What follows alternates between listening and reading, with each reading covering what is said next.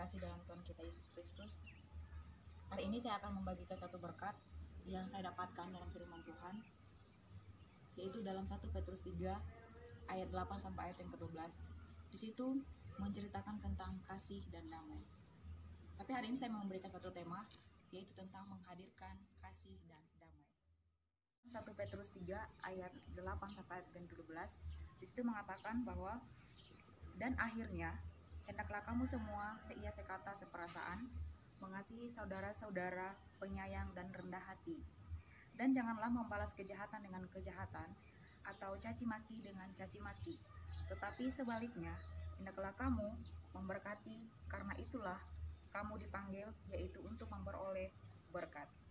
Sebab siapa yang mau mencintai hidup dan mau melihat hari-hari baik, ia harus menjaga lidahnya terhadap yang jahat, dan bibirnya terhadap ucapan-ucapan yang menipu.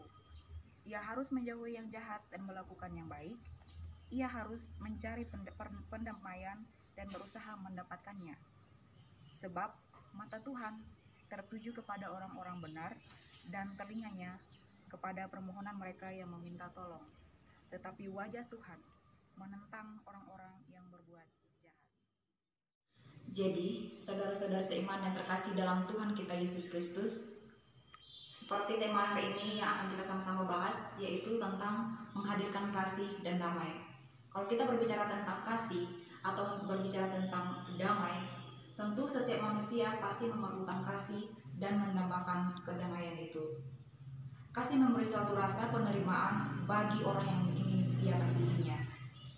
Sedangkan damai memberi suatu rasa di mana ada rasa ketenangan, ada rasa saling menerima dalam batinnya sendiri dan mau diterima oleh orang lain. Namun seringkali kasih dan damai yang dimaksudkan dalam firman Tuhan salah diartikan dalam kehidupan kita sehari-hari. Harus kita lakukan ketika menghadirkan kasih menurut 1 Petrus 3 ayat 8 sampai 12.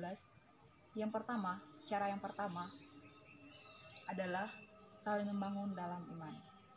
Kita bisa baca dalam ayat 8 sampai ayat yang ke-9. Saling membangun dalam iman.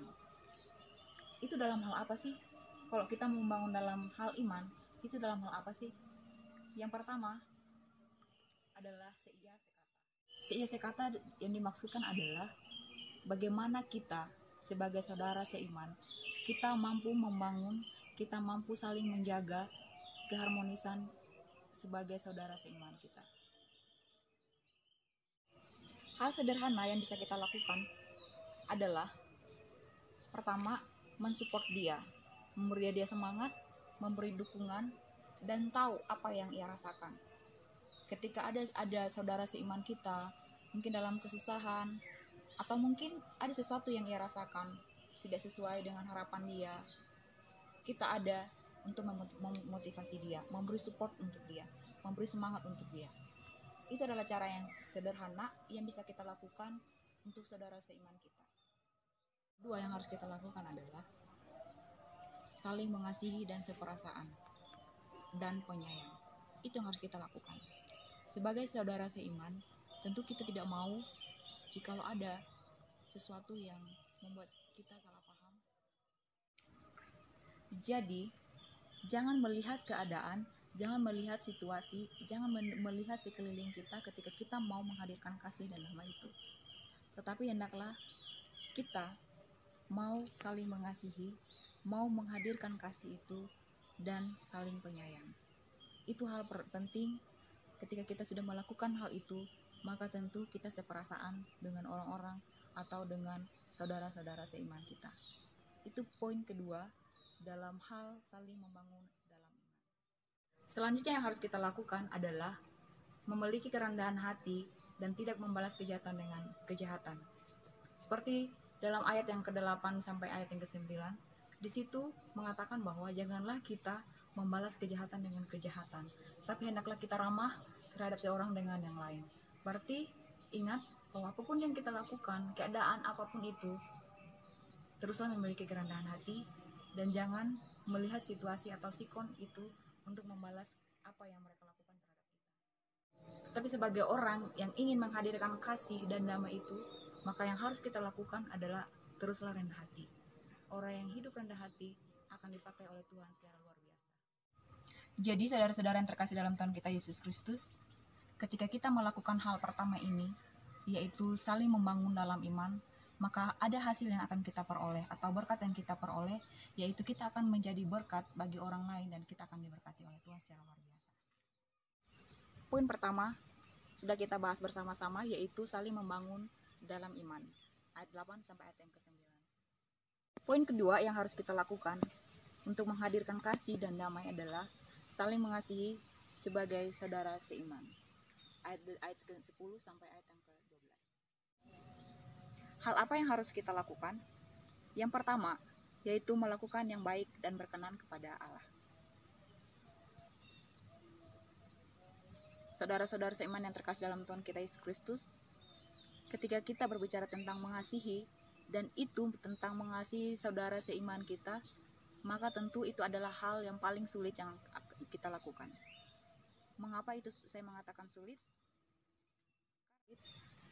Karena ketika kita berhadapan dengan saudara seiman kita, maka di situ kita berpikir bahwa dia sudah mengetahui segala yang baik tentang firman Tuhan.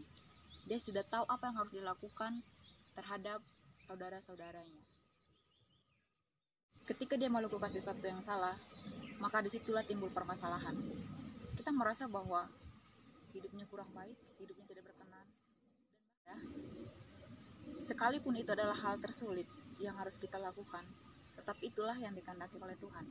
Dan itulah yang diinginkan oleh Tuhan bagi setiap anak-anaknya, bagi kita, saudara-saudara dalam seiman. Apa lagi sih yang harus kita lakukan ketika kita saling mengasihi sebagai saudara seiman dalam Tuhan? Pertama, saling membangun, saling menasihati, saling mengingatkan, saling menolong. Saling membangun dalam iman, saling menasihati dalam kasih, saling mengingatkan sebagai saudara seiman kita, dan menolong saudara-saudara seiman kita dalam keadaan yang sulit sekalipun. Itu yang dikehendaki oleh Tuhan. Ketika kita sudah mampu melakukan kedua hal ini, yaitu pertama, saling membangun dalam iman, dan yang kedua, saling mengasihi sebagai saudara seiman, maka tentu kita dapat menghadirkan kasih dan damai bagi orang lain. Bagi orang-orang yang belum mengenal Yesus, bagi orang-orang yang belum mengenal siapa Tuhan kita, dan bagi orang-orang yang mungkin mereka memerlukan Tuhan. Yang ingin saya tekankan di sini adalah ketika kita mampu melakukan hal ini, ketika kita mampu menghadirkan kasih dan damai, maka ingat, Tuhan kita luar biasa. Roh Kudus akan memampukan kita untuk melakukan hal ini. Jangan takut, jangan ragu, jangan bimbang tentang apa yang akan kita lakukan untuk saudara-saudara seiman kita dan bahkan untuk orang lain. Karena Tuhan berjanji, Dia akan memperhatikan kita dalam Yohanes 14 ayat yang ke-15, dan Dia tidak akan meninggalkan kita sekalipun. 2 Timotius 1 ayat yang ke-7, dan Tuhan yang akan melawan apapun itu yang akan kita hadapi. Roma 12 ayat 19. Jadi saudara-saudara seiman yang terkasih dalam Tuhan kita Yesus Kristus, pesan yang ingin saya sampaikan adalah teruslah hadirkan kasih dan damai bagi orang-orang di sekitar kita. Jangan memandang siapapun dia, tetapi teruslah lakukan itu. Tuhan yang akan memampukan kita. Sekian dan terima kasih. Mungkin itu saja yang bisa saya sampaikan untuk kita semua. Berkat yang saya dapatkan dalam 1 Petrus 3 ayat 8 sampai yang ke-12. Tuhan Yesus memberkati.